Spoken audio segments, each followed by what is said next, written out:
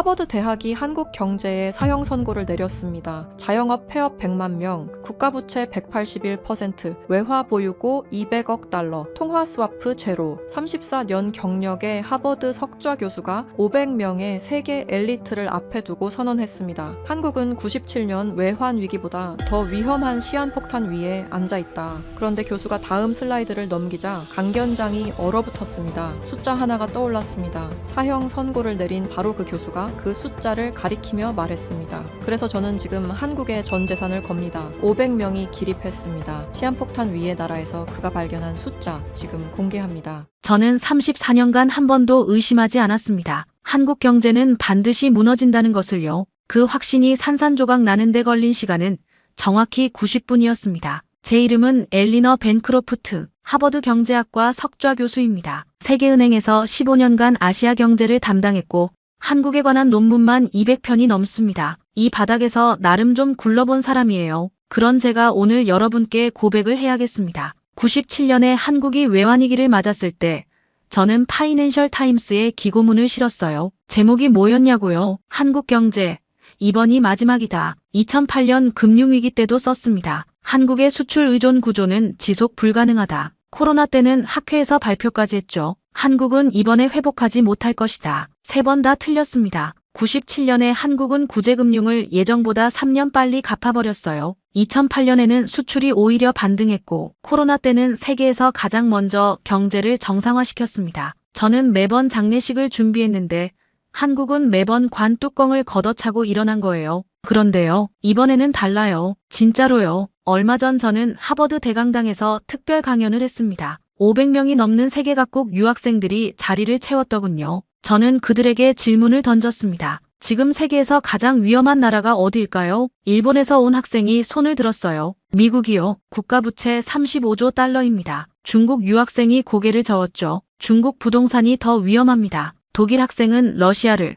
프랑스 학생은 자기 나라 연금 위기를 꺼냈고요. 저는 고개를 저었습니다. 그리고 슬라이드를 넘겼어요. 화면에 두 단어가 떴습니다. 사우스 코리아. 일본에서 온 오카무라라는 학생이 피식 웃더군요. 삼성이 분기순이익 40조를 찍는 나라가요? 중국에서 온 순밍아오가 옆 사람에게 속삭였어요. 코스피 6천 넘긴 나라가 위험하다고 웃음이 퍼지더군요. 저는 기다렸습니다. 충분히 웃게 놔뒀어요. 왜냐고요? 그래야 나중에 입을 다물 때 더 조용해지거든요. 저는 다음 슬라이드를 띄웠습니다. 숫자 하나가 화면을 채웠죠. 181%. 한국의 광해 국가부채율입니다. 연금 충당 부채까지 포함한 수치예요. 기획재정부가 직접 발표한 공식 숫자입니다. 웃음이 멈추더군요. 참고로 IMF 위험 기준이 60%입니다. 프랑스가 113%인데 지금 유럽에서 위기 국가로 분류되고 있어요. 프랑스에서 온 아르노라는 학생의 얼굴이 굳어지더군요. 자기 나라가 113%인데 한국은 181%라니. 저는 다음 슬라이드를 넘겼습니다. 외환 보유고 4,200억 달러. 화면에 이 숫자가 크게 떴어요. 많아 보이죠? 그런데 이게 GDP 대비 23%입니다. 적정 기준은 80%에서 100%예요. 한국은 지금 적정치의 4분의 1도 안 되는 돈으로 버티고 있는 겁니다. 오카무라의 웃음이 완전히 사라졌습니다. 일본 외환 보유고가 1조 2,600억 달러라는 걸 이 친구는 알고 있었을 거예요. 한국의 3배죠. 저는 한 발 더 나갔습니다. 더 무서운 게 있어요. 그 4,200억 달러 중에서 당장 쓸 수 있는 현금이 얼마인지 아십니까? 아무도 대답하지 않았어요. 200억 달러입니다. 4%예요. 나머지는 전부 미국 국채랑 회사채에 묶여 있어요. 누군가 볼펜을 떨어뜨리는 소리가 났습니다. 위기가 터졌을 때 한국이 즉시 동원할 수 있는 돈이 200억 달러라는 뜻입니다. 97년 외환위기 때 한국이 IMF에서 빌린 돈이 195억 달러였어요. 거의 같은 금액이죠. 그때 한국이 어떻게 됐는지는 다들 아시잖아요. 강연장이 조용해졌습니다. 그리고 한 가지 더. 저는 잠시 뜸을 들였어요. 97년에 위기가 터졌을 때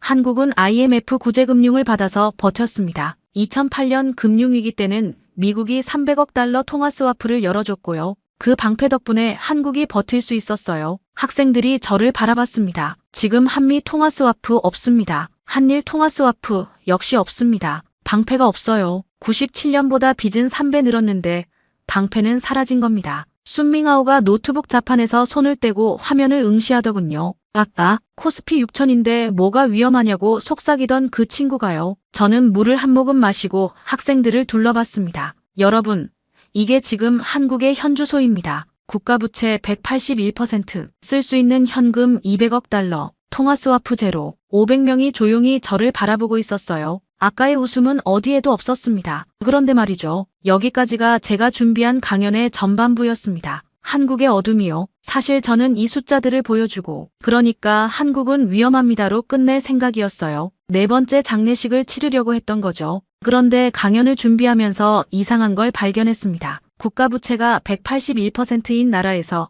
삼성전자 분기 순이익이 40조 원을 찍고 있었어요. 외환 보유고가 바닥인 나라에서 SK하이닉스가 AI 반도체 세계 점유율 60%를 장악하고 있었고요. 통화스와프가 없는 나라의 주가지수가 역대 최고치를 갈아치우고 있었습니다. 이게 말이 됩니까? 국가는 중환자실인데 기업은 올림픽 금메달을 따고 있는 거예요. 34년간 한국을 연구한 저도 이건 처음 보는 현상이었습니다. 경제학 교과서 어디에도 이런 케이스는 없어요. 나라가 이 지경인데 기업이 세계 1위를 하는 경우는요. 저는 원래 준비하지 않았던 슬라이드를 띄웠습니다. 강연 계획에 없던 거였어요. 화면에 세 글자가 떴습니다. HBM. 그 순간 오카무라가 자리에서 반쯤 일어났습니다. HBM 이야기는 잠깐 미뤄두겠습니다. 순서가 있으니까요. 저는 오카무라에게 앉으라고 손짓했습니다. 그리고 슬라이드를 원래 순서로 되돌렸어요. 아까 보여드린 181%.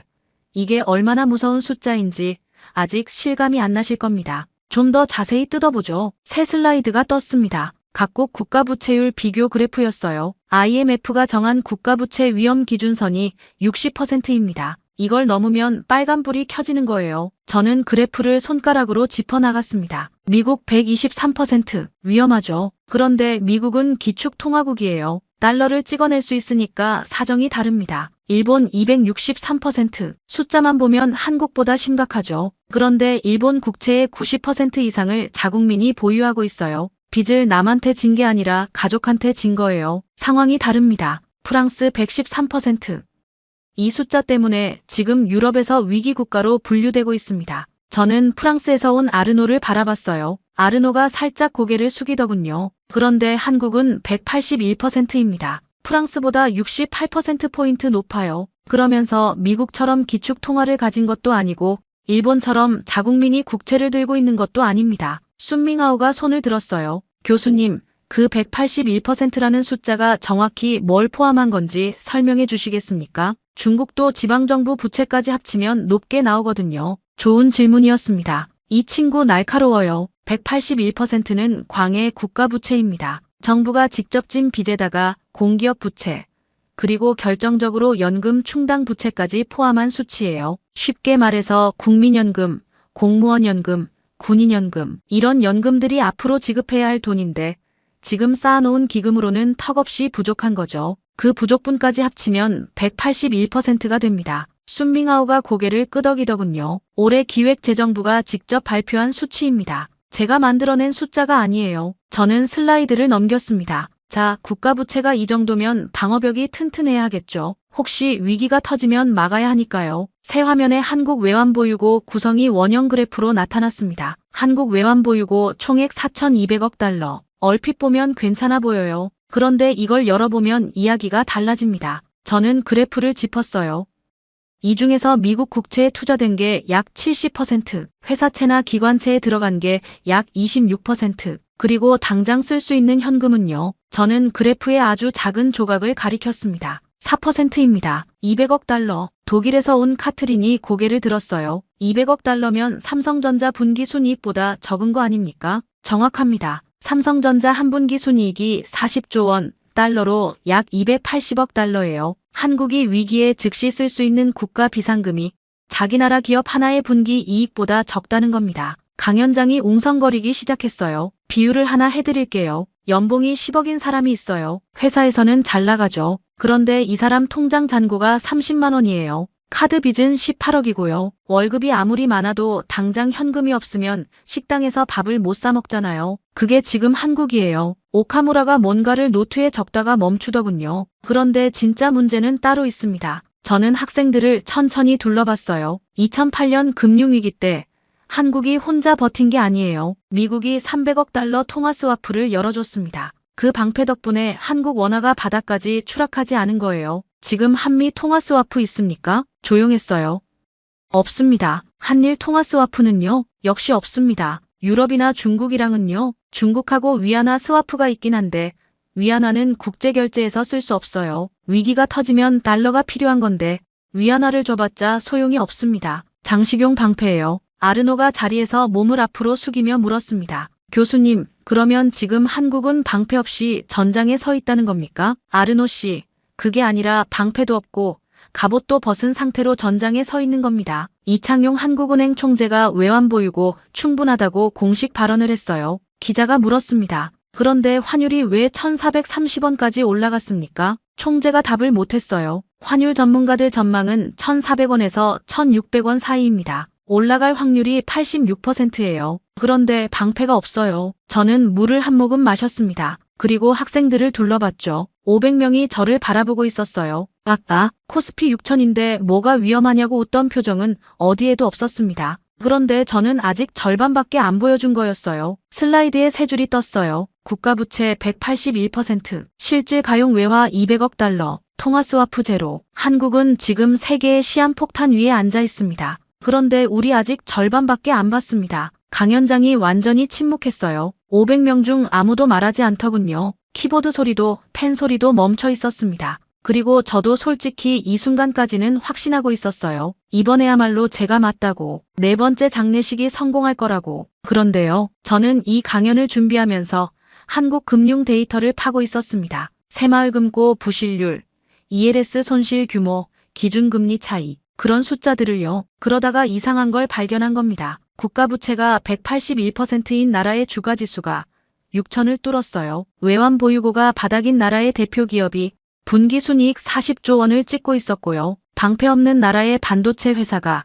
전 세계 AI 칩 시장의 60%를 쥐고 있었습니다. 이건 제 교과서에 없는 현상이었어요. 국가는 응급실인데 그 나라 기업들은 올림픽에서 금메달을 싹쓸이하고 있는 겁니다. 저는 물병을 내려놓고 학생들을 바라봤습니다. 여기까지가 한국의 어둠 절반입니다. 500명이 숨을 죽이고 있었어요. 나머지 절반, 그리고 빛을 보여드리겠습니다. 아무도 그게 무슨 뜻인지 이해하지 못한 표정이었어요. 당연합니다. 저도 처음에는 이해를 못했으니까요. 여러분, 지금까지는 나라국 간 이야기였습니다. 거시경제요. 국가부채, 외환보유고, 통화스와프. 큰 그림이죠. 저는 물을 한 모금 마시고 학생들을 둘러봤어요. 그런데 한국의 진짜 시한폭탄은 곳간이 아니라 골목 안에 있습니다. 카트린이 고개를 갸웃하더군요. 골목이요? 네. 한국 사람들이 매일 지나다니는 그 골목이요. 가게들이 줄지어 있는 그 골목. 저는 새 슬라이드를 띄웠습니다. 한국 어느 상가의 항공 사진이었어요. 빼곡하게 들어선 가게들. 그런데 군데군데 셔터가 내려가 있었습니다.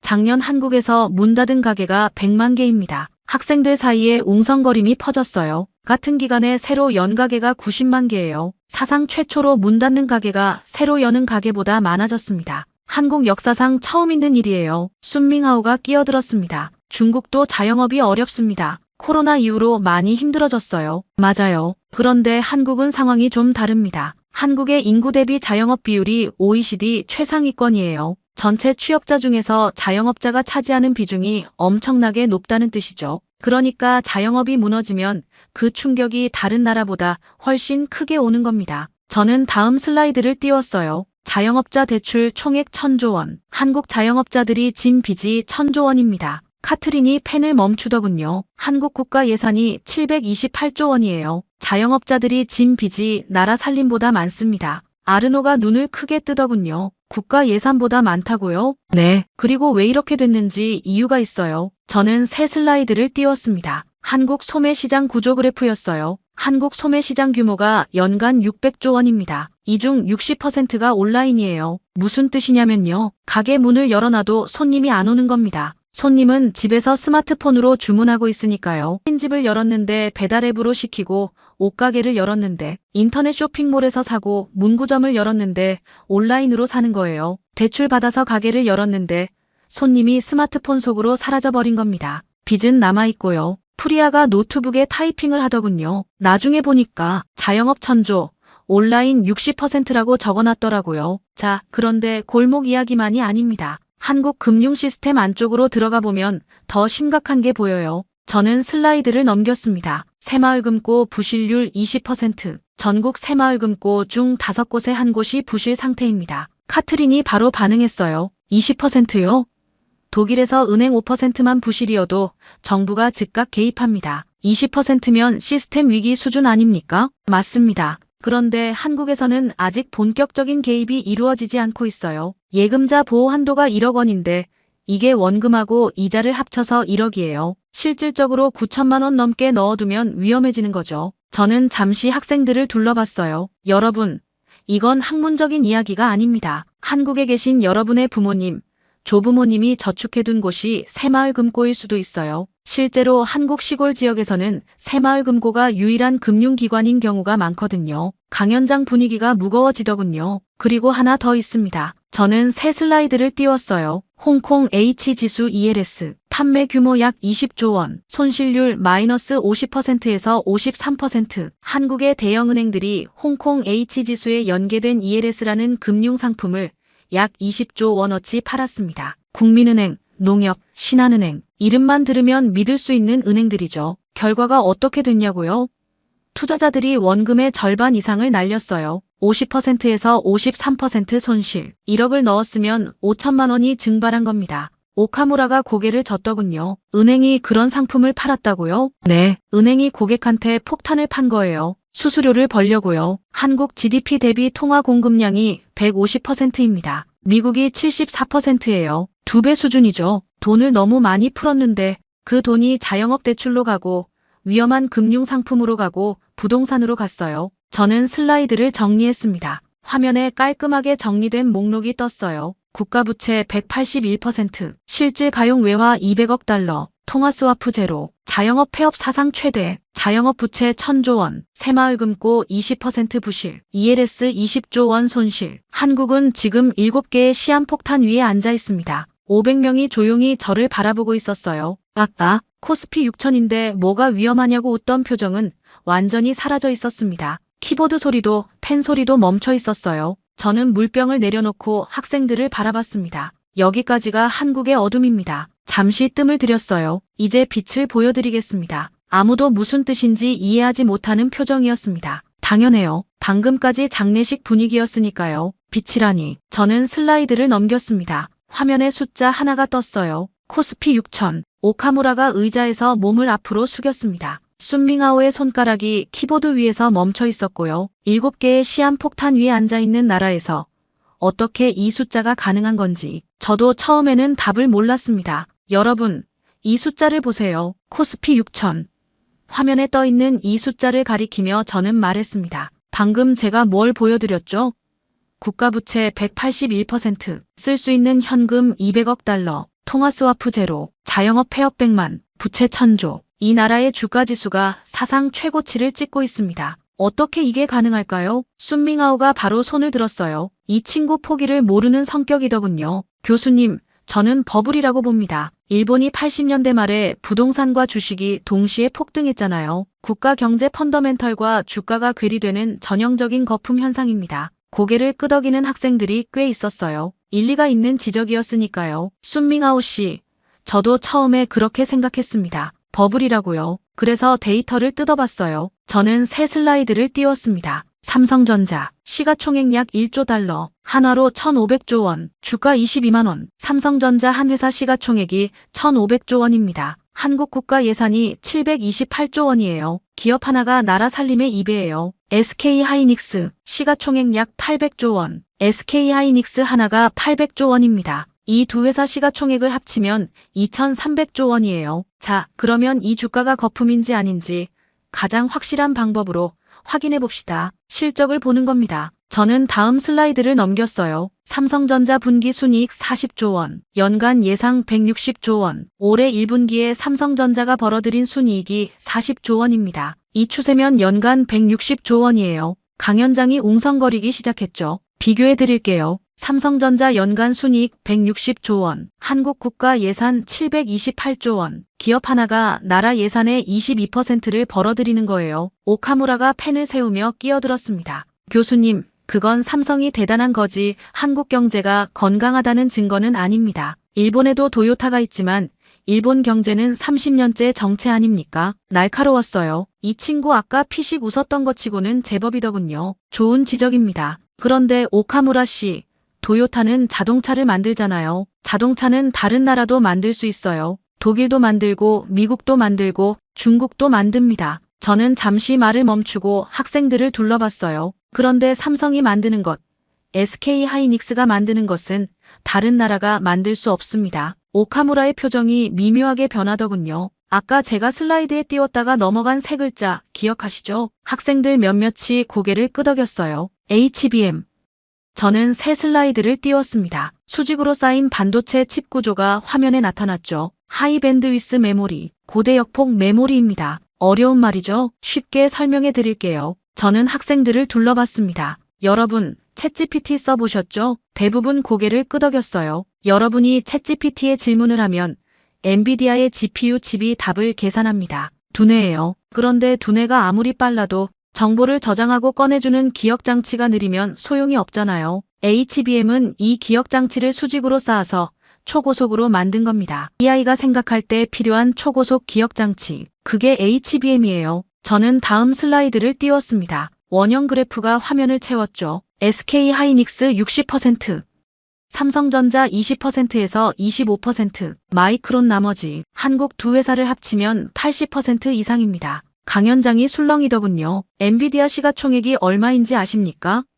5조 달러입니다. 세계에서 가장 비싼 회사예요. 젠슨 황 엔비디아 CEO가 최근 실적 발표에서 뭐라고 했는지 아십니까? AI 발전이 게임 체인저 수준이다. 그런데 그 게임 체인저의 심장이 어디서 만들어지냐고요? 저는 그래프를 손가락으로 짚었습니다. 여기요, 한국이요. SK 하이닉스가 공급을 멈추면 엔비디아의 5조 달러짜리 칩은 그냥 철덩어리예요. 세계에서 가장 비싼 문진이 되는 겁니다. 오카무라가 펜을 내려놓더군요. 두 번째였습니다. 순밍아오가 다시 손을 들었어요. 이 친구는 정말 포기를 모릅니다. 교수님, 중국 CXMT가 메모리 양산을 시작했습니다. 시간이 걸리겠지만 중국도 따라잡을 수 있습니다. 순밍아오 씨, 맞는 말이에요. 중국의 노력은 인정합니다. 그런데 CXMT가 만드는 건 DDR4급이에요. 지금 한국이 양산하고 있는 HBM3E와는 기술 세대가 세계는 차이가 납니다. 비유를 해드릴게요. CXMT가 흑백 텔레비전을 만들기 시작한 건데 한국은 이미 8K 올레드를 수출하고 있는 거예요. 따라잡을 수 있느냐고요? 물론이요. 5년은 걸릴 겁니다. 그런데 5년 뒤에 한국은 이미 HBM5를 양산하고 있을 거예요. 순밍하오가 입을 다물었습니다. 인도에서 온 프리아가 노트북에 뭔가를 타이핑하더군요. 나중에 보니까 이렇게 적어놨어요. HBM 80% 코리아, 대체 불가. 저는 물을 한 모금 마시고 학생들을 바라봤습니다. 자, 아까 순밍아오 씨가 버블이라고 했죠? 순밍아오가 고개를 살짝 숙이더군요. 코스피 6000이 버블이 아닌 이유가 이겁니다. 한국 기업들은 세계가 대체할 수 없는 것을 만들고 있어요. AI 시대에 반도체 없이는 아무것도 안 돌아가는데 그 반도체의 핵심을 한국이 쥐고 있는 거예요. 국가 재정은 아파요. 그건 사실입니다. 181%의 빚, 200억 달러의 현금, 방패 없는 전장. 다 맞아요. 그런데 이 아픈 나라가 만드는 물건은 세계가 없으면 안 되는 겁니다. 저는 비유를 하나 들었어요. 환자가 있습니다. 많이 아파요. 혈압도 높고 빚도 많고 몸 여기저기 안 좋아요. 그런데 이 환자가 세계 유일의 시과 전문이에요. 이 의사 말고는 수술할 사람이 없어요. 아무리 아파도 이 의사를 해고할 수 없는 거예요. 해고하면 다른 환자들이 먼저 죽으니까. 그게 지금 한국입니다. 강연장이 조용해졌어요. 학생들이 이 모순을 소화하는 시간이 필요했던 거죠. 아르노가 천천히 입을 열었습니다. 교수님, 그러면 한국은 아파도 죽을 수 없는 나라라는 뜻입니까? 정확합니다. 세계가 한국을 죽게 놔두지 않아요. 자기들이 먼저 죽으니까. 아르노가 등을 의자에 기대며 천장을 올려다보더군요. 뭔가 생각에 잠긴 표정이었어요. 저는 슬라이드를 넘겼습니다. 그런데 여러분, HBM은 시작에 불과합니다. 오카무라도 순밍아오도 카트린도 아르노도 저를 바라보고 있었어요. 한국이 세계를 쥐고 있는 산업이 반도체만이 아니거든요. 저는 다음 슬라이드에 사진 4장을 띄웠습니다. LNG 운반선, 전기차 배터리셀, K2 전차, 원자력 발전소. 이 4가지를 다 보여드리면 여러분은 아까와는 완전히 다른 질문을 하게 될 겁니다. 카트린이 펜을 세웠어요. 프리아가 새 페이지를 열었고요. 아까까지 한국의 위기를 걱정하던 눈들이 이제는 다른 것을 궁금해하고 있었습니다. 첫 번째 사진부터 갑시다. LNG 운반선. 화면에 거대한 배 한 척이 떠 있었어요. 길이 300m가 넘는 괴물이었죠. 순밍하오가 바로 손을 들었습니다. 이 친구 진짜 포기를 모릅니다. 교수님, 조선업은 중국이 세계 1위입니다. 건조량 기준으로 중국이 한국의 3배예요. 이건 반박할 수 없는 사실입니다. 고개를 끄덕이는 학생들이 있었어요. 틀린 말이 아니었으니까요. 맞습니다. 숫자로는 중국이 압도적이에요. 순밍하오가 살짝 어깨를 펴더군요. 그런데 순밍하오 씨, 어떤 배를 만드느냐가 중요합니다. 저는 슬라이드를 넘겼어요. LNG 운반선의 단면도가 나타났습니다. LNG가 뭔지 다들 아시죠? 액화 천연가스입니다. 난방하고 요리할 때 쓰는 그 가스예요. 문제는 이 가스 부피가 크다는 겁니다. 그냥 배에 실을 수가 없어요. 그래서 영하 163도로 냉각시킵니다. 그러면 부피가 600분의 1로 줄어들어요. 방 하나 가득 찬 가스가 서랍 하나 크기가 되는 거죠. 그런데 영하 3도면 금속이 수축합니다. 균열이 생겨요. 일반 철판으로는 버틸 수가 없습니다. 금이 가고 새고 폭발 위험까지 있어요. 이 극좋은 상태를 유지하면서 태평양을 건너는 배. 그게 LNG 운반선입니다. 저는 손가락 하나를 펴보였어요. 이 기술을 가진 나라가 사실상 하나입니다. 한국이에요. 순밍하오의 표정이 굳어지더군요. 세계 LNG선 수주의 64%가 한국입니다. 중국이 33%를 차지하지만 그건 대부분 벌크선이나 컨테이너선이에요. 석탄 실어 나르는 배, 택배박스 싣는 배, 기술적으로 어렵지 않은 배들이죠. 쉽게 말해서 중국이 덤프트럭을 만든다면 한국은 수수용 특수 앰뷸런스를 만드는 겁니다. 둘 다 차긴 차인데 가격이 다릅니다. LNG 운반선 한 척 가격이 2억 5천만 달러예요. 한화로 3,200억 원, 벌크선은요? 3천만 달러, 10배 차이가 나는 거죠. 순밍하오가 펜을 내려놓았습니다. 카타르가 세계 최대 LNG 프로젝트를 발주했을 때 100척 넘는 배가 필요했어요. 그중 80% 이상이 한국 조선소에 갔습니다. 중국이 더 싼데 왜 한국을 골랐을까요? 저는 잠시 뜸을 들였어요. 납기입니다. 한국 조선소는 계약서에 내년 3월이라고 적으면 올해 2월에 끝냅니다. 한 달 일찍요. 중국 조선소는 6개월 늦는 게 일상이에요. LNG 프로젝트에서 배 한 척이 6개월 늦으면 그동안 가스를 못 팝니다. 하루 손실이 수백만 달러예요. 6개월이면 수십억 달러가 날아가는 거죠. 싸게 사서 늦게 받느니 제값 주고 약속대로 받는 게 이득인 겁니다. 카트린이 이때 손을 들었어요. 교수님, 조선업이야 그렇다 치고요. 그게 유럽과 무슨 상관입니까? 카트린 씨, 2022년에 무슨 일이 있었는지 기억나시죠? 러시아가 우크라이나를 침공했죠. 맞습니다. 그전까지 유럽은 러시아 가스관에 의존했어요. 독일 남방의 절반 이상이 러시아 가스였죠. 침공 이후 유럽은 가스관을 끊었어요. 그런데 겨울은 오잖아요. 대안이 뭐였을까요?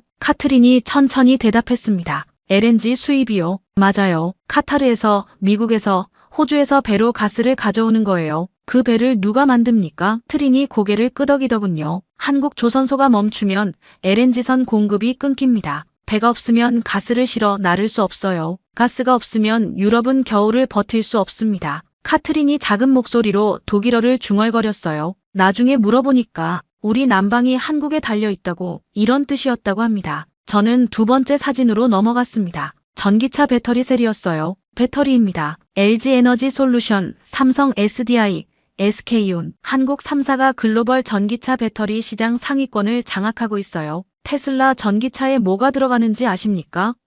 한국산 배터리입니다. 폭스바겐 전기차에도 BMW 전기차에도 한국산 배터리가 들어가요. 전기차 시대에 배터리 없이는 차가 안 굴러갑니다. 엔진 없는 자동차를 상상해보세요. 그게 배터리 없는 전기차예요. 세 번째 사진. K2 전차가 화면에 떴습니다. 방산입니다. 2022년 러시아가 우크라이나를 침공하자 폴란드가 패닉에 빠졌어요. 나토 최전선이니까요. 급히 전차가 필요했습니다. 독일에 연락했어요. 레오파드 전차 팔아달라고. 대답이 뭐였는지 아십니까? 2년 기다려라. 미국에도 연락했어요. 에이브럼스 전차를 달라고. 대답은 3년 후에나 가능하다. 한국에 연락했습니다. 저는 잠시 멈췄어요. 3개월 만에 K2 전차가 폴란드 항구에 도착했습니다. 강연장이 술렁이더군요. 독일 2년, 미국 3년, 한국 3개월, 총 계약 규모 9조 원 이상. 한국 방산 수출 역사상 최대예요. 왜 가능했냐고요?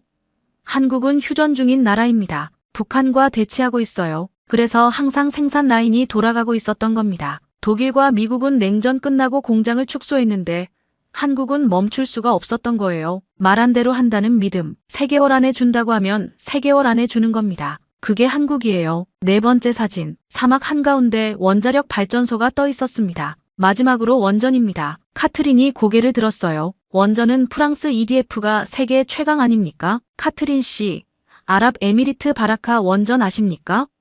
2009년에 국제 입찰이 열렸어요. 프랑스 아레바, 미국 웨스팅하우스, 한국 캠피가 경쟁했죠. 한국이 이겼습니다. 카트린의 표정이 미묘하게 변하더군요. 기온 50도 사막에서 모래 폭풍이 몰아치는 환경에서 예정대로 예산대로 약속대로 완공했어요. 저는 그 세 단어를 다시 한번 또박또박 말했습니다. 예정대로, 예산대로, 약속대로. 원전 건설에서 이 세 가지를 동시에 지키는 게 얼마나 어려운지 아십니까? 프랑스 플라망빌 원전은 2007년에 착공했어요. 2012년에 완공 예정이었습니다. 지금까지도 공사 중이에요. 12년 넘게 지연됐고 비용은 처음 예산의 4배가 넘어갔습니다. 카트린이 고개를 숙이더군요. 유럽 원전의 현실을 아는 눈치였어요. 그리고 체코 신규 원전 사업, 프랑스 EDF와 한국이 최종 경쟁했습니다. 결과는요, 한국이 이겼어요. 25조 원 규모, 원전 수출 역사상 최대입니다. 프랑스는 소송까지 불사했어요.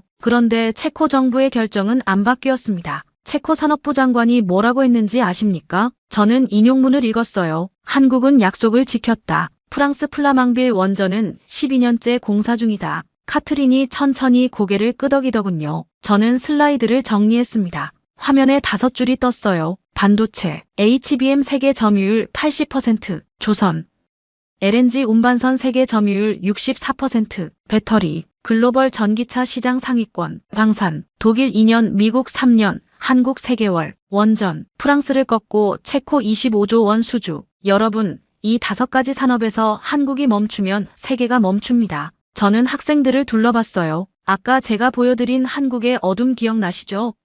국가부채 181%, 현금 200억 달러, 통화스와프 제로, 그리고 방금 보여드린 한국의 빚, HBM 80%, LNG선 64%, 3개월 배송, 약속을 지키는 원전. 이 2개가 같은 나라에서 동시에 벌어지고 있습니다. 나라는 아파요. 그건 사실이에요. 그런데 이 나라가 만드는 것들은 세계가 대체할 수 없습니다. 심장 외과 전문의가 아프다고 해고할 수 없는 것처럼요. 아르노가 다시 물었습니다. 교수님, 그게 바로 제가 이해가 안 되는 부분입니다. 기업은 이렇게 대단한데 왜 국가 재정은 이 지경인 겁니까? 도대체 왜 한국은 아픈 겁니까? 좋은 질문이었습니다. 핵심을 찌르는 질문이었어요. 아르노 씨, 바로 그게 한국을 이해하는 열쇠입니다. 저는 슬라이드를 끄고 학생들을 바라봤어요. 지금부터 제가 하는 이야기는 경제학 교과서에 나오지 않습니다. 한국이라는 나라만이 가진 역사상 유례없는 구조적 역설에 대한 이야기예요. 500명이 숨을 죽이고 있었습니다.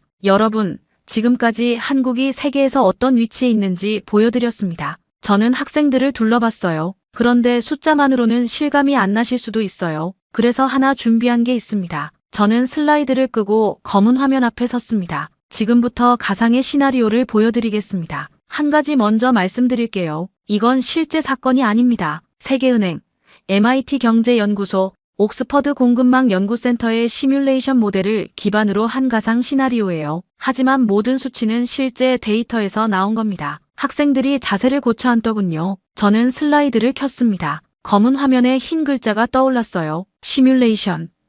코리아 셧다운. 1월 1일 자정. 한국의 모든 공장, 모든 항구, 모든 발전소가 멈춥니다. 원인은 가정하지 않겠습니다. 중요한 건 원인이 아니라 결과예요. 슬라이드가 바뀌었습니다. 셧다운 6시간 후 삼성전자 화성 캠퍼스 생산 라인이 정지합니다. SK하이닉스 이천 캠퍼스도 마찬가지예요. 반도체 공장은 24시간 365일 돌아갑니다. 멈추면 안 되거든요. 공정 중인 웨이퍼가 전부 폐기됩니다. 수천억 원어치가 쓰레기가 되는 거예요. 같은 시각 애플 중국 청저우 공장에서 아이폰 생산 라인이 멈춥니다. 메모리 반도체 재고가 바닥났거든요. 아이폰 한 대에 들어가는 부품이 수백 개인데 그중 하나라도 없으면 조립을 못해요. 그 하나가 한국산 메모리입니다. 미국 텍사스 테슬라 기가 팩토리에도 통보가 옵니다. 배터리 공급 중단. LG 에너지 솔루션, 삼성 SDI, SK온의 배터리 셀 출하가 멈춘 거예요. 오카무라가 펜을 멈추더군요. 셧다운 24시간 후 뉴욕 증권거래소가 개장합니다. 나스닥 지수가 마이너스 8%로 출발해요. 개장과 동시에 폭락한 겁니다. 애플 주가 12% 하락, 시가총액 3,500억 달러 증발, 엔비디아 15% 급락, 이 반도체 공급망 붕괴 우려, 테슬라 18% 하락. 배터리 수급 불안, CNN이 특보를 내보냅니다. BBC가 긴급 뉴스를 편성하고 그와 월스트리트 저널이 동시에 속보를 쏟아냅니다. 한국발 공급망 대란, 세계 경제 비상, 순밍아오가 노트북 화면에서 눈을 떼지 못하더군요. 셧다운 72시간 후 세계 스마트폰 생산의 40%가 중단됩니다. 아이폰뿐 아니에요. 삼성 갤럭시, 샤오미, 오포, 비보 전부 한국산 메모리가 들어가거든요. 자동차도 마찬가지입니다. 도요타, 혼다, GM 공장 가동률이 50%로 떨어져요. 자동차 한 대에 들어가는 반도체가 수백 개인데 상당수가 한국산이에요. 유럽 천연가스 선물 가격이 35% 폭등합니다. 한국 조선소에서 건조 중이던 LNG선 40척이 멈춰 있으니까요. 가스를 실어 나를 배가 부족해진 거예요. 카트린이 얼굴이 창백해져 있었어요. 독일 난방 이야기가 남의 일이 아니었겠죠. 셧다운 7일 후 화면에 거대한 숫자가 떴습니다. 1조 2천억 달러. 저는 천천히 읽었어요. 한화로 1,560조 원입니다. 강연장이 완전히 침묵했어요. 이게 어느 정도인지 비교해 드릴게요. 2008년 리먼 브라더스 파산 때 첫 주에 글로벌 시장에서 증발한 금액이 2조 달러였습니다. 한국이 7일 멈추면 리먼 사태 첫 주 피해의 절반이 발생하는 거예요. 단 7일 만에요. 누군가의 볼펜이 바닥에 떨어지는 소리가 났습니다. 저는 학생들을 천천히 둘러봤어요. 이게 한국입니다. 아까 제가 보여드린 시한폭탄들, 181%의 빚, 200억 달러의 현금, 방패 없는 전장. 그 위험은 전부 사실이에요. 그런데 동시에 이 나라가 멈추면 전 세계 공장이 멈추고 스마트폰이 멈추고 전기차가 멈추고 유럽 난방이 멈추고 AI가 멈춥니다. 한국은 세계 경제의 산소호흡기예요. 호흡기를 떼면 환자가 죽죠. 한국이 멈추면 세계 경제가 숨을 쉴 수 없는 겁니다. 저는 슬라이드를 껐습니다. 아까 아르노 씨가 물었죠. 한국은 아파도 죽을 수 없는 나라냐고. 아르노가 고개를 끄덕였어요. 맞습니다. 한국을 죽게 놔두면 세계가 먼저 죽어요. 그래서 아파도 죽을 수 없는 겁니다. 그런데 여기서 한 가지 의문이 남습니다. 저는 학생들을 바라봤어요. 이렇게 대단한 기업들이 있는 나라가 왜 국가 부채는 181%인 걸까요? 왜 기업은 세계 1등인데 나라는 아픈 걸까요? 500명이 저를 바라보고 있었습니다. 이 질문에 대한 답이 한국이라는 나라를 이해하는 열쇠입니다. 저는 슬라이드를 끄고 강단 중앙으로 걸어갔습니다. 마이크를 잡고 학생들을 천천히 둘러봤어요. 지금까지 제가 두 가지를 보여드렸습니다. 하나는 한국의 어둠이에요. 181%의 빚, 200억 달러의 현금, 방패 없는 전장, 100만 폐업, 천조 부채, 새마을 금고 부실, ELS 폭탄, 7개의 시한폭탄. 다른 하나는 한국의 빛입니다. HBM 80%, LNG선 64%, 세개월 배송, 약속을 지키는 원전, 7일 멈추면 세계가 560조 원의 피해를 입는 나라. 이 두 개가 같은 나라입니다. 같은 땅, 같은 사람, 같은 시간에 벌어지고 있는 일이에요. 아르노가 고개를 저으며 말했어요. 솔직히 이해가 안 됩니다. 이게 어떻게 동시에 가능한 겁니까? 오카무라도 끄덕였습니다. 모순 아닙니까? 나라가 이 지경인데 기업이 세계 1위라니요. 여러분이 이해가 안 되는 게 당연합니다. 저도 처음에 이해가 안 됐으니까요. 34년간 경제를 연구했는데 이런 나라는 처음 봤어요. 저는 잠시 숨을 고르고 말을 이었습니다. 그래서 저는 이 강연의 제목을 바꿨습니다. 원래는 한국 경제의 위기라고 하려 했어요. 그런데 데이터를 다 뜯어보고 나니까 그 제목이 틀렸더라고요. 위기만 있는 게 아니었으니까요. 저는 새 슬라이드를 띄웠습니다. 화면에 강연 제목이 떴어요. 위기와 기회가 동시에 존재하는 나라.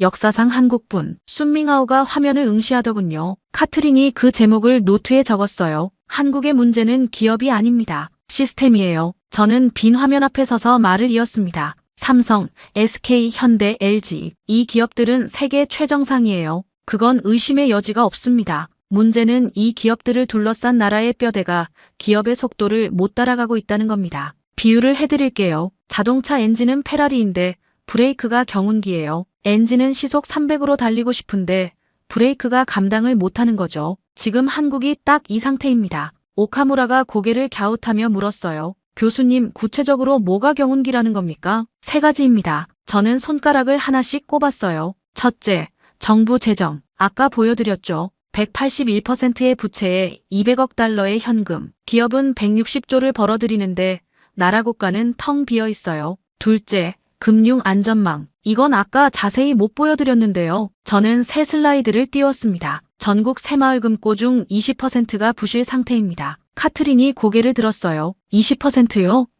독일에서 은행 5%만 부실이어도 정부가 즉각 개입합니다. 맞아요. 20%면 5곳 중 1곳이 위험하다는 뜻이에요. 여러분 부모님이 저축해둔 곳이 새마을금고일 수 있습니다. 예금자 보호 한도가 1억 원인데 원금이랑 이자 합쳐서 1억이에요. 실질적으로 9천만 원 넘으면 위험해지는 겁니다. 그리고 홍콩 H지수 연계 ELS 들어보신 분? 몇몇 학생이 고개를 끄덕였어요. 한국의 대형은행들이 이걸 약 20조 원어치 팔았습니다. 국민은행, 농협, 신한은행. 이름만 들으면 믿을 수 있는 은행들이죠. 결과가 어떻게 됐냐고요?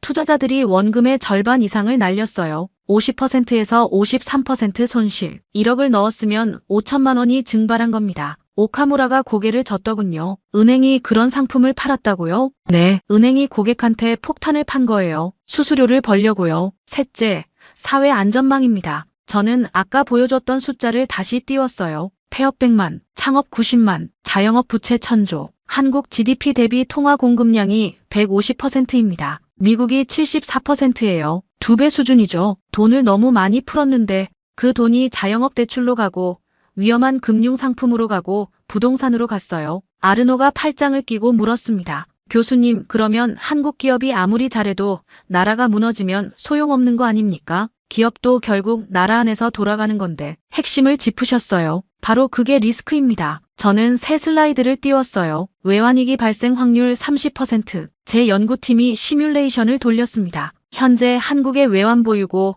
부채 수준, 경상수지, 환율 변동성을 넣고 돌린 결과예요. 외환위기 재발 확률 30%. 강연장이 술렁이더군요. 30%가 낮다고요? 저는 학생들을 둘러봤어요. 러시안 룰렛 아시죠? 총알 6발 중 2발이 장전된 거예요. 방아쇠를 당기시겠습니까? 아무도 대답하지 않았습니다. 환율 전망을 보면 1,400원에서 1,600원 사이입니다. 올라갈 확률이 86%예요. 환율이 오르면 수출 기업은 오히려 좋아요. 삼성 매출 대부분이 달러니까 달러가 비싸지면 원화로 환산한 이익이 늘어나거든요. 그런데 서민 물가는 올라갑니다. 수입품 가격이 뛰니까요. 기업은 웃는데 국민은 우는 구조예요. 환율이 오를수록 삼성은 좋고 동네 식당은 더 힘들어지는 겁니다. 순밍아오가 조용히 물었어요. 이번에는 반박이 아니라 진짜 궁금한 표정이었습니다. 교수님, 그러면 한국은 결국 무너지는 겁니까? 저는 잠시 침묵했습니다. 500명이 저를 바라보고 있었어요. 보통 나라라면요. 한 박자 쉬었습니다.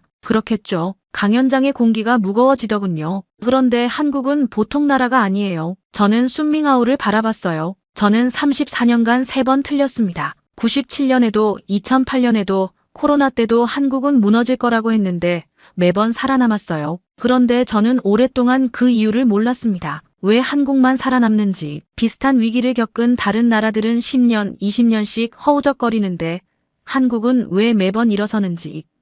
저는 학생들을 천천히 둘러봤습니다. 그 답을 찾은 건 97년 겨울에 벌어진 일을 연구하면서였어요. 물론 그 전에 한 가지 말씀드릴 게 있습니다. 한국 정부가 해야 할 일이요. 저는 슬라이드를 새로 띄웠어요. 첫째, 국가 부채율을 낮춰야 합니다. 181%는 지속 불가능해요. 둘째, 외환 보유고를 비축해야 해요. 200억 달러 현금으로는 한 달도 못 버팁니다. 셋째, 통화 스와프를 체결해야 합니다. 미국이 안 되면 일본이라도요. 방패 없이 전장에 서 있으면 안 됩니다. 기업은 세계 최정상입니다. 정부가 발목만 안 잡으면 돼요. 엔진은 페라리인데 브레이크를 페라리급으로 바꿔야 하는 겁니다. 저는 슬라이드를 껐습니다. 자, 이제 진짜 이야기를 해야 할 시간입니다. 학생들이 자세를 고쳐 앉더군요. 97년 겨울, 한국의 외환위기가 터졌습니다. 외환 보유고가 바닥났고 IMF의 구제금융을 신청했어요. 한국이 세계에 무릎을 꿇은 겁니다. 그때 전 세계 경제학자들이 뭐라고 했는지 아십니까?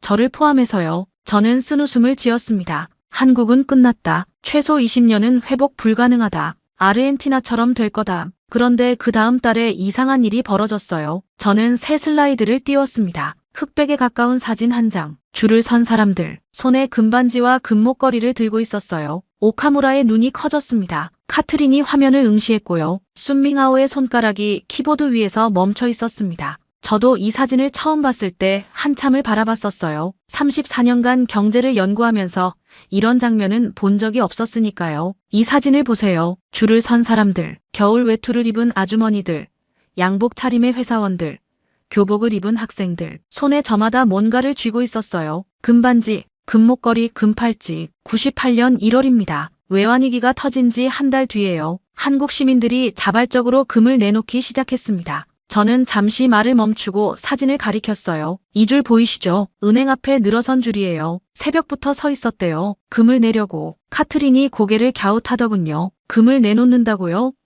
누가 시킨 건가요? 아무도 안 시켰어요. 정부가 명령한 게 아닙니다. 텔레비전에서 누가 먼저 했는지도 모릅니다. 그냥 시작된 거예요. 한 사람이 금반지를 내놓으니까 옆집 사람도 내놓고 그 옆집 사람도 내놓은 겁니다. 저는 다음 사진을 띄웠어요. 할머니 한 분이 유리창 앞에 서서 작은 금반지를 내밀고 있었습니다. 손이 주름투성이었어요. 이 할머니가 내밀고 있는 반지 보이시죠? 결혼 반지입니다. 50년 전에 받은 거예요. 평생 손가락에서 뺀 적이 없는 반지를요. 나라가 어려우니까 꺼낸 겁니다. 강연장이 조용해졌어요. 아이들이 돼지 저금통을 깨서 금동전을 가져왔습니다. 신혼부부가 예물 세트를 통째로 내놨어요. 군인들이 진급 기념으로 받은 금시계를 벗어서 줬고요. 총 350만 명이 참여했습니다. 인구가 4,700만이었으니까 13명 중 1명이 금을 낸 거예요. 모인 금이 약 227톤입니다. 아르노가 의자에서 몸을 일으키며 물었어요. 227톤이요?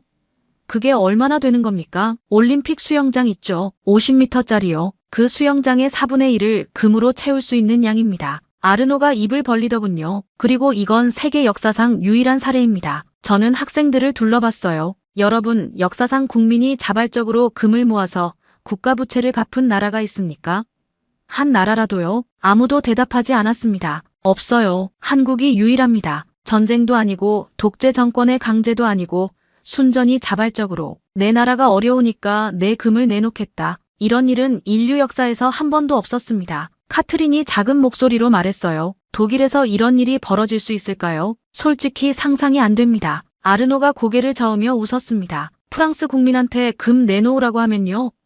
혁명이 일어날 겁니다. 순밍아오는 아무 말도 하지 않았어요. 화면을 응시하고 있었습니다. 저는 다음 슬라이드를 넘겼어요. IMF 구제금융 195억 달러. 한국이 빌린 돈입니다. 예정된 상환 기간이 있었어요. 그런데 한국은 그걸 안 지켰습니다. 학생들이 고개를 갸웃하더군요. 예정보다 3년 빨리 다 갚아버렸어요. 오카무라가 펜을 멈추더군요. 빌린 돈을 약속보다 빨리 갚은 나라. 이것도 역사상 처음입니다. IMF 설립 이래 단 한 번도 없었던 일이에요. 보통은 기한을 연장해달라고 매달립니다. 한국은 오히려 서둘러 갚았어요. 왜냐고요?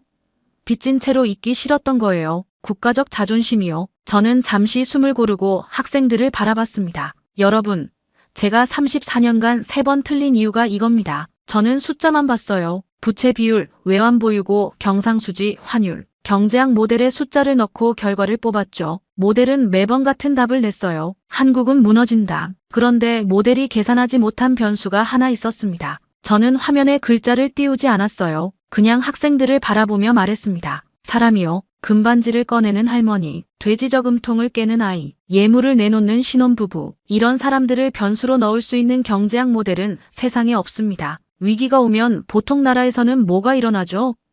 은행에 달려가서 돈을 빼요. 뱅크런이요. 외국 자본이 빠져나가고 국민들도 달러를 사재기하고 너도 나도 살겠다고 도망칩니다. 한국은 정반대였어요. 위기가 터지자 국민들이 줄을 섰습니다. 돈을 빼러 간 게 아니라 금을 넣으러 간 거예요. 이건 경제학이 아니에요. 이건 DNA입니다. 저는 천천히 학생들을 둘러봤어요. 저는 이걸 코리안 DNA라고 부릅니다. 위기가 오면 도망가는 게 아니라 싸우는 유전자. 나라가 무너지면 내 것을 내놓는 유전자. 빚을 지면 약속보다 빨리 갚아버리는 유전자. 97년에 그랬고요. 2008년에도 버텼고요. 코로나 때도 세계에서 가장 빨리 일어섰어요. 순밍아오가 처음으로 고개를 끄덕이더군요. 반박이 아니었어요. 제 시뮬레이션에서 외환위기 재발 확률이 30%라고 했죠. 그 모델에는 이 DNA가 안 들어가 있어요. 숫자에는 이런 게 안 잡히거든요. 저는 잠시 말을 멈췄습니다. 물론 DNA만으로 되는 건 아닙니다. 아까 말씀드린 것처럼 정부가 움직여야 해요. 부채를 줄이고 외환 보유고를 쌓고 통화 스와프를 맺어야 합니다. 그런데 이 경고를 듣고 움직이는 국민이라면요. 저는 학생들을 바라봤어요. 97년에 금반지를 꺼냈던 국민이라면요. 다시 한번 세계를 놀라게 할 겁니다. 강연장이 고요해지더군요. 저는 슬라이드를 껐습니다. 그리고 학생들에게 말했어요. 이제 마지막 이야기를 하겠습니다. 제가 이 강연을 준비하면서 가장 오래 고민했던 부분이에요. 학생들이 자세를 고쳐 앉았습니다. 오카무라도 순밍하오도 카트린도 아르노도 프리아도 저를 바라보고 있었어요. 한국이 어떻게 여기까지 왔는지 그 이야기를 하려고 합니다. 저는 새 슬라이드를 띄웠어요. 흑백 사진 한 장이었습니다. 폭격으로 무너진 건물들, 잿더미 위에 앉아있는 아이들, 헐벗은 차림의 맨발이었어요. 아까까지 숫자와 그래프를 보던 500명의 눈이 이 사진 앞에서 달라지더군요. 숫자에는 반응하지 않던 학생들의 표정이 움직이기 시작했습니다. 53년입니다. 한국 전쟁이 끝난 직후예요. 저는 사진을 가리켰어요. 잿더미 위의 아이들, 맨발이었습니다. 3년간의 전쟁으로 한반도 전체가 폐허가 됐습니다. 1인당 GDP 67달러. 저는 그 숫자를 다시 한번 또박또박 말했어요. 67달러요. 같은 해 미국이 2,449달러였고 일본이 198달러였습니다. 한국은 일본의 3분의 1 수준도 안 됐어요. 유엔이 보고서를 냈습니다. 저는 슬라이드에 유엔 보고서 표지를 띄웠어요. 한국은 향후 100년간 원조에 의존할 것이다. 세계 최빈국.